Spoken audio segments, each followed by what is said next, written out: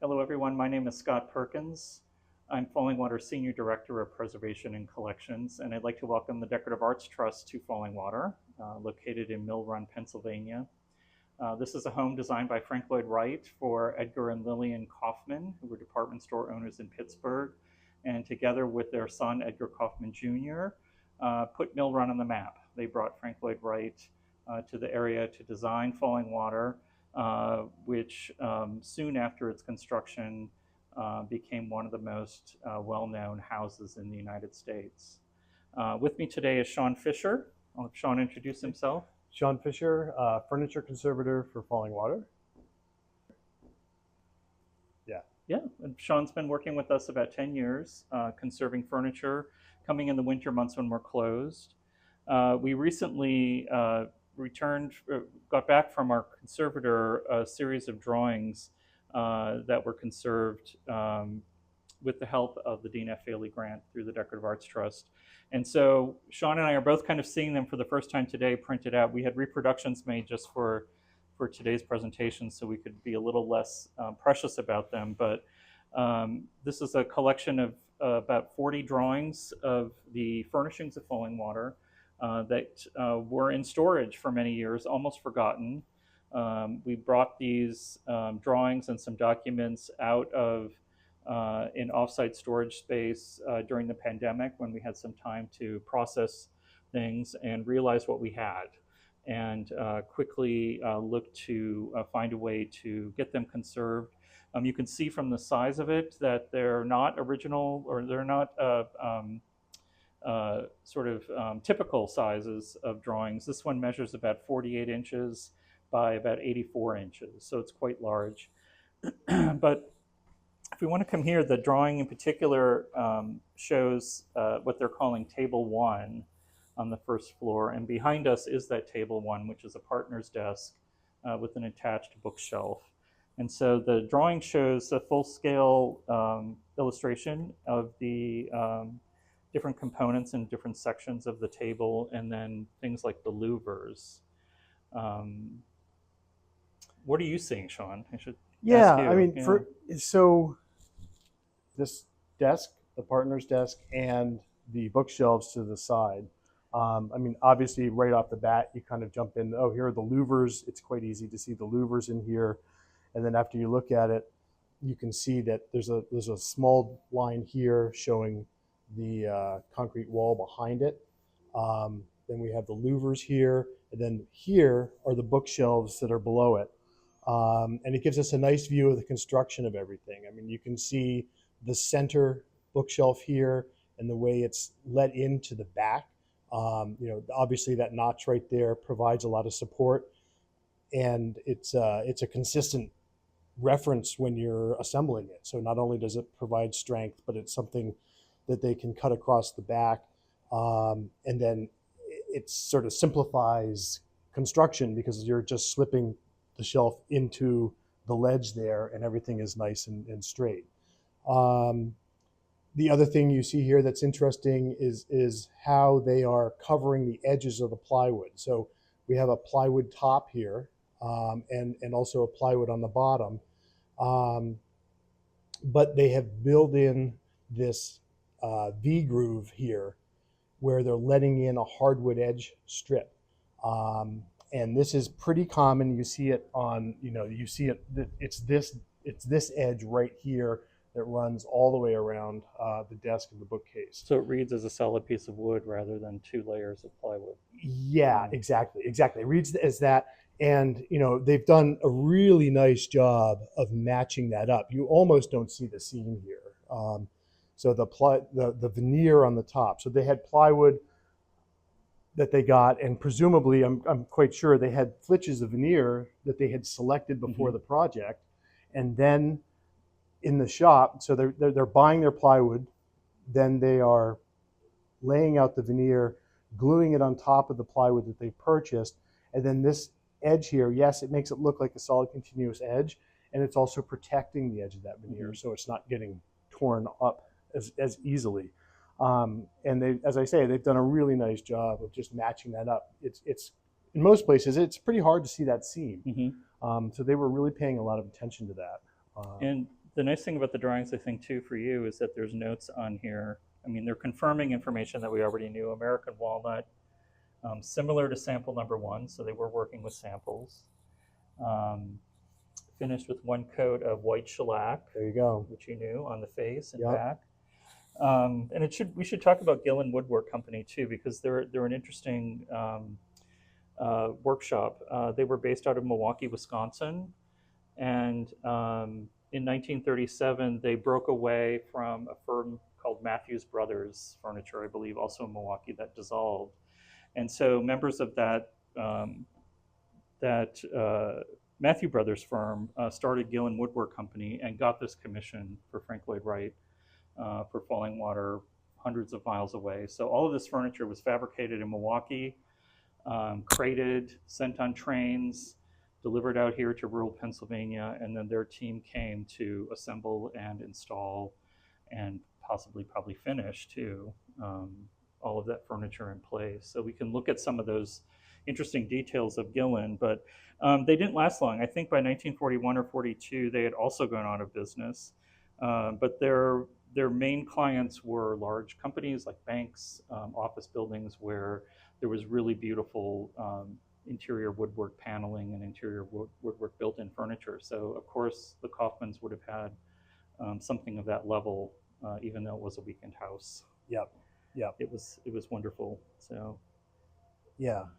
No, I mean, it's clear they must have been doing very fine work. Just, as I say, throughout the house, the way they're selecting and matching their veneers, there was great care and attention to all of those details. Right. So, without a doubt. anything you want to add about how you conserve the furniture? I know you're here about 2 weeks every February. Yeah, so I mean, I wouldn't say primarily, but it's a lot of it's the finish and the veneer. I mean, those are the two things Right. that crop up a lot. So, as much as they've gone to great lengths to protect the edges of these veneers, which certainly helps, over time now, we're pushing in on, we're getting up close to 100 years. 90 years next year. Yeah, so 90. So we're Yeah. getting, we're moving on in time, and over time those glues are starting to fail in some places, and so a lot of what I'm doing when I'm out here is gluing veneers, as well as finish work. I mean, the finish is something that needs to be watched and monitored all the time. The humidity in here is hard on the furniture And hard on the humans. so Yeah. right, yeah. So it's like it's Yeah.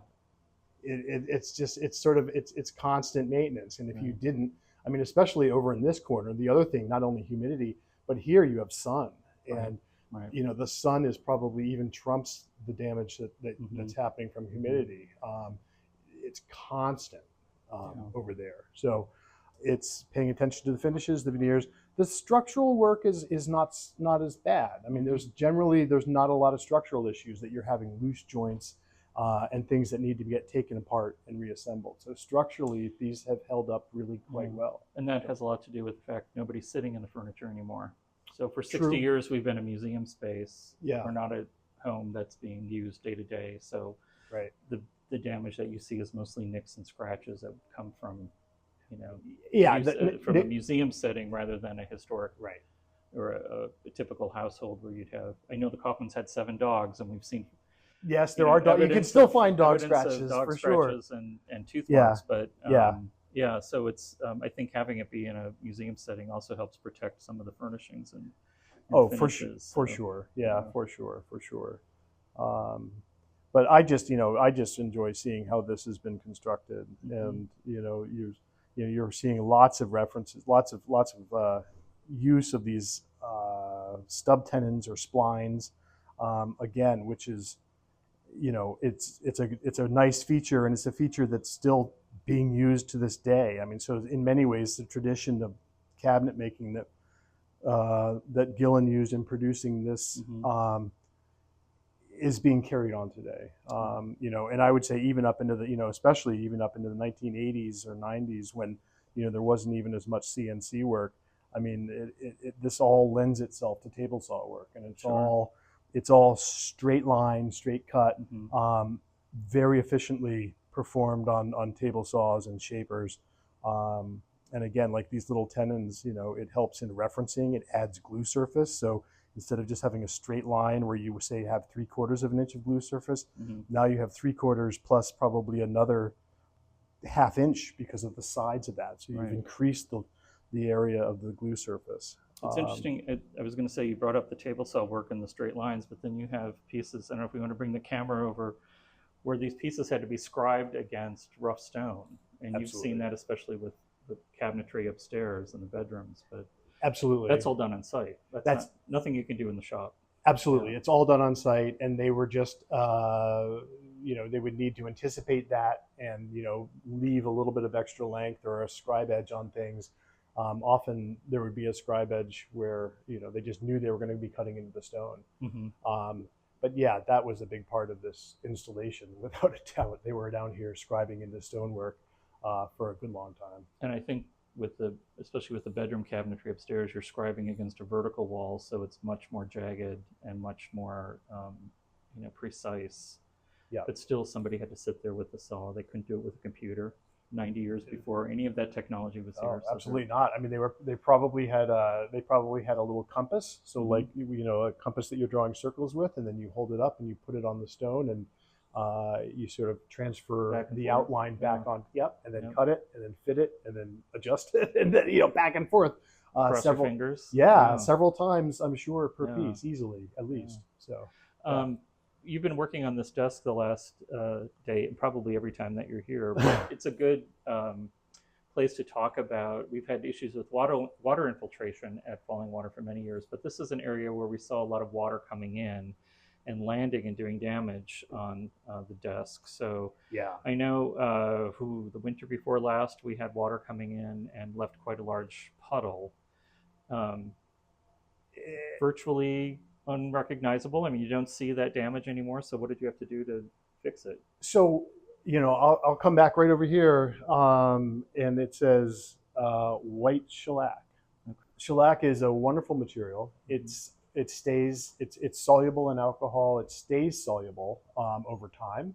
It is somewhat more susceptible to water damage, but conversely, it's also very easy to work with and very easy to repair. Much easier to repair than something it's insoluble.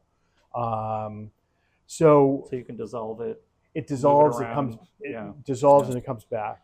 So yeah, when you called, this had happened and sent me a picture. Quite frankly, it was one of the worst areas of water damage that I've seen since I've been here. It was easily the worst. Directly on furniture. And directly on furniture, and directly on such an important piece of furniture. Right. I mean, that combined. And so you've got the sunlight, you've got the water, you've got the real significance of this piece. So it was a real shock to see it. And what are talk about the veneer thicknesses or thinnesses? Oh, because super it's really thin. Not a thickness anymore, is it? No, it's really thin. I mean, there are places, because I've seen some of the edges. There's been some repair work done in here, and I've seen some of the edges of this veneer, and it's well below a 64th of an inch. It's so really sheet of paper. Yeah, with a couple pieces of paper, maybe, but not many more. Yeah. I mean, without a doubt. I mean, so it's super thin.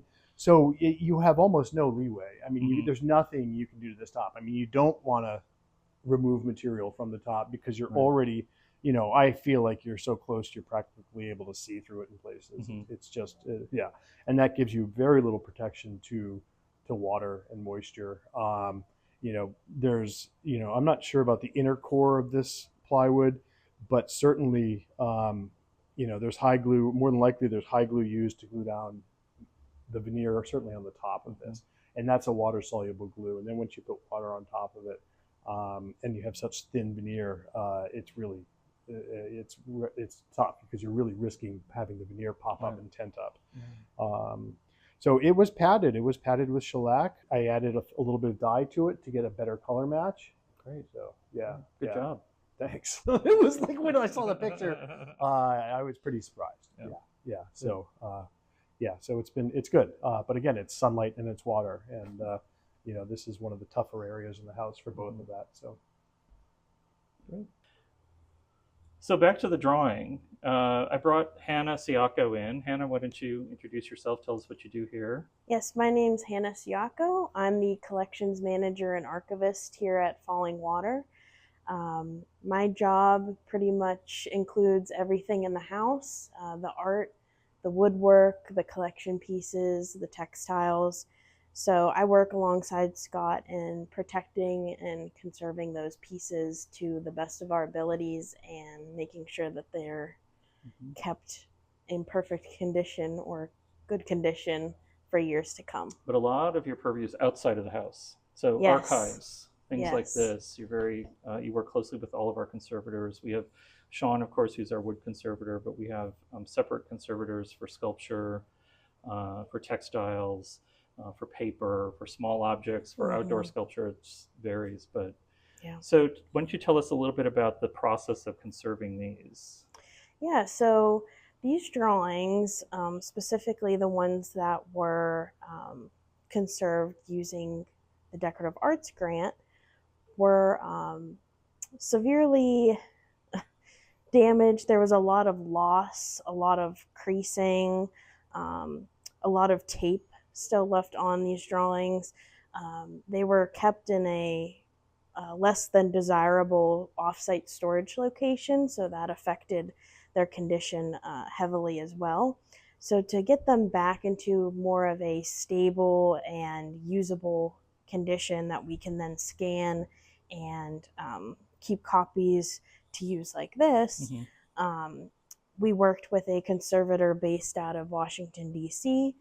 Her name is Jane Holt, and she is fabulous. We worked with her on all 54 drawings, and her process included cleaning the drawings first, so removing that initial layer of grime and dust, and then she went in and removed all of the tape or the extra pieces of paper that were stapled to or paper clipped to the side. And then she went in with some rice paper and some adhesive and filled in those losses, those structural losses that would help keep the paper together, and then humidified them. So the ones that were flattened would then be flattened by using humidity, kind of like when you take dry cleaning and you press steam iron. Yeah, you press your laundry.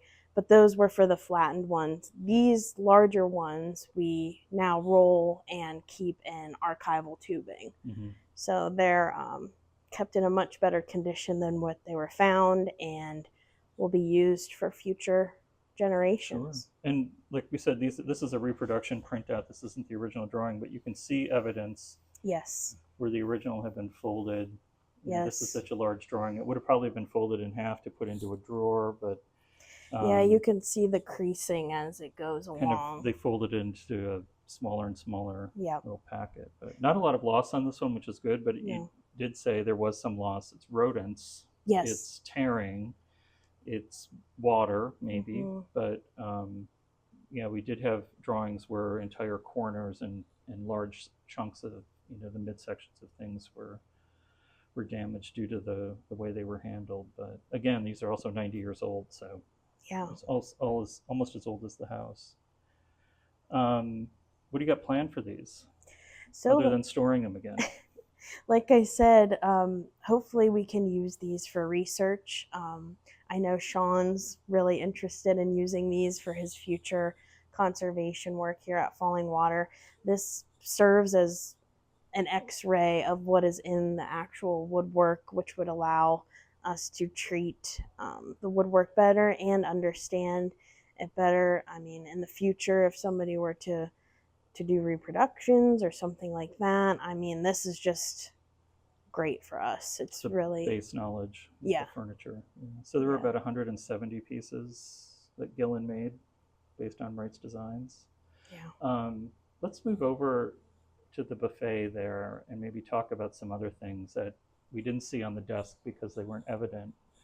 And since you also oversee housekeeping, maybe you can talk a little bit about the day-to-day care.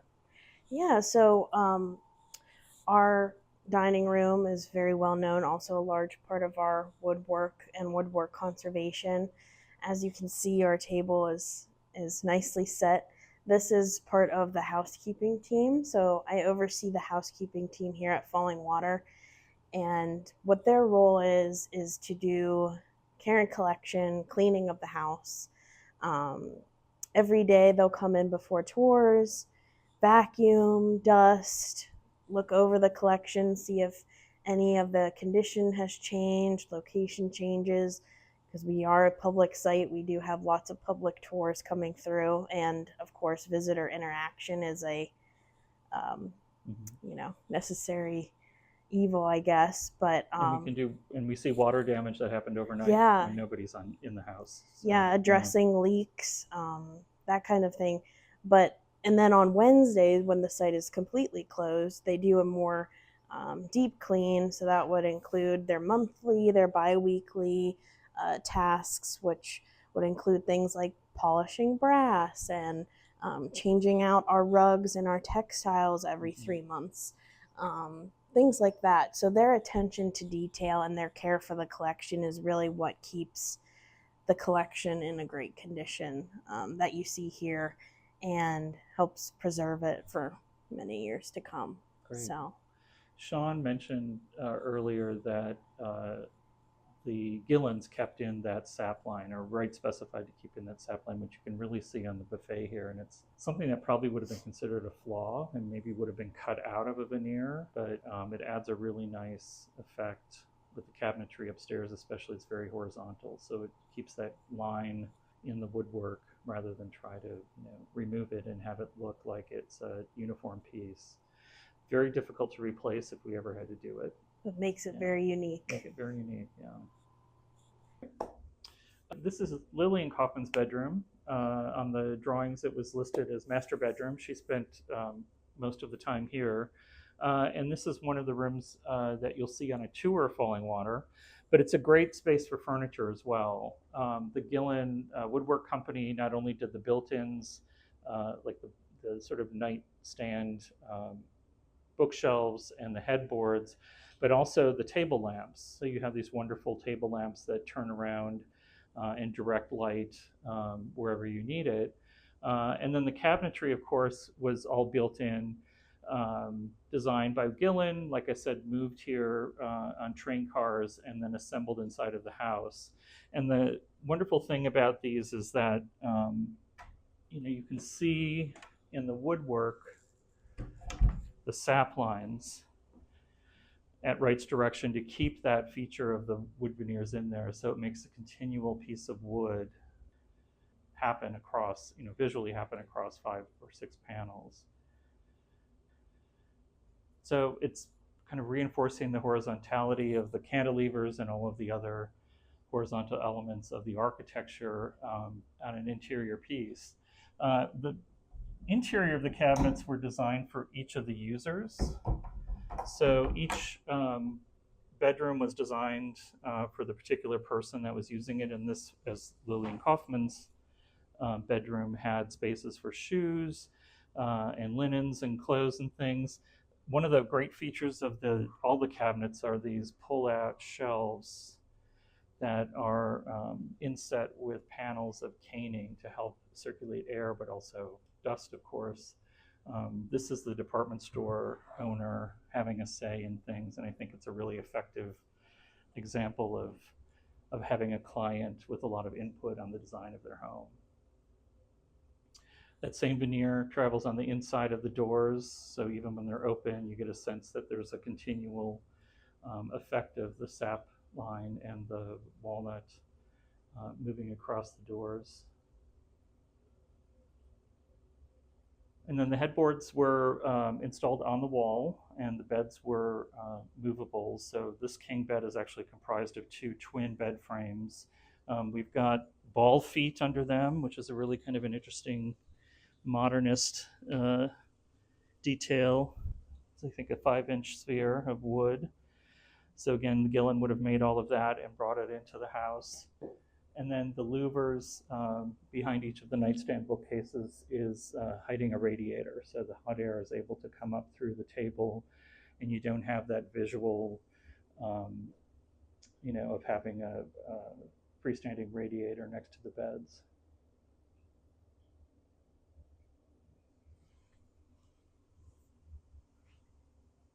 And then Gillen also manufactured the doors. So the door that you see there leads into the master bathroom.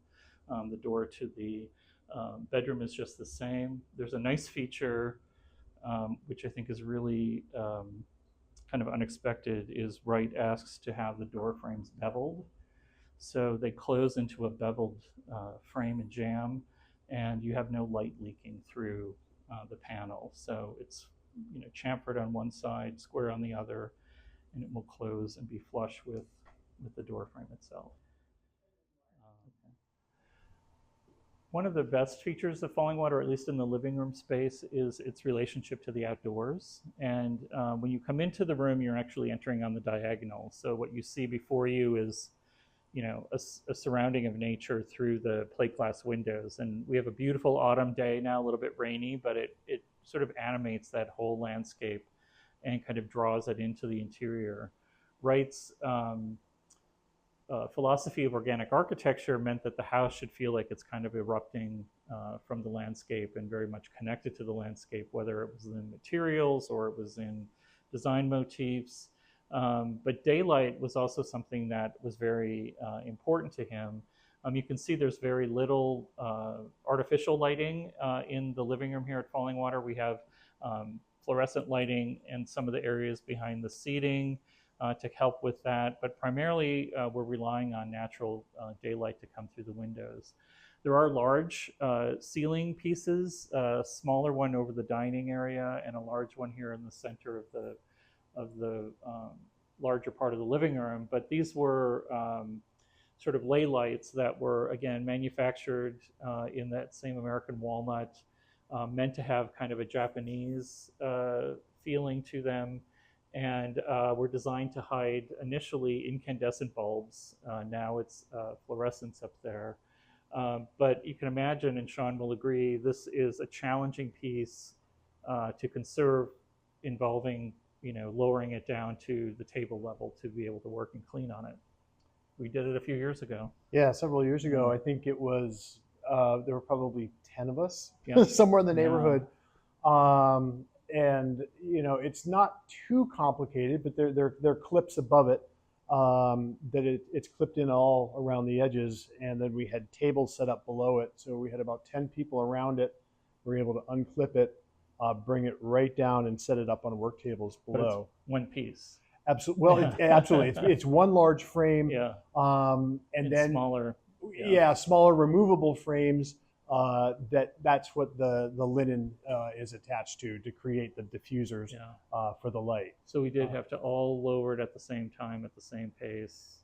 Yeah. Get down to the ground level and put it down, and then do the reverse to bring it back up. And again, I mean, I'll say there wasn't a lot of structural work that was needed to be done. I think there were several joints that we reglued, but structurally, again, for the most part, it was in quite good shape. Mm-hmm. The biggest thing that we did was to replace all of the linen on the light diffusers panels, because they had aged. There was some water damage. And we really wanted to clean up that appearance. Keep it uniform. Exactly. You couldn't just take one panel and replace it. It would stand out like a sore thumb. Yeah. So we're here on kind of an overcast day, but if you're here at night, that's really it for kind of ambient light in this space. If you're outside at night, the great feature is, of course, the house kind of disappears in the darkness, and you see just the bands of windows lit. So it has that kind of lantern in the forest effect, I think I was here last night, and it was really quite stunning to step back from, especially up on the guest house, and look in to these bands of lights coming out. Yeah. And Wright, is adding his own thing. Gillen did not, of course, produce any of this ceiling level shelving. That's all made of metal. So it's a nice mix of kind of more traditional materials with more industrial materials in the house too. So great complementary, Yeah, I mean, use of that metal and wood. I just always enjoy just how your eye never stops moving around when you're down here. Yeah. I mean, you're constantly, and it's moving left to right and around. It's not going up and down, which I think is just also part of that. It's true. horizontal, line of the windows and the furnishings. Absolutely, without a doubt. And Yeah. you think you see a pattern, and then you don't. Right, You think right. you're looking at it, you go, oh, I see the pattern, I see it, and then you go, oh, nope, it's not a pattern. So yeah, it never gets old. Well, thank you all for joining us today. It's been a pleasure hosting you at Fallingwater. And of course, we'd like you to visit and see the whole house and all of the woodwork. But again, thank you to the Decorative Arts Trust for the Dean F. Failey Grant to help us conserve the drawings that relate to the furniture of Fallingwater. And if you'd like to learn more about our collection or more about our tour program, fallingwater.org is our website. Thank you.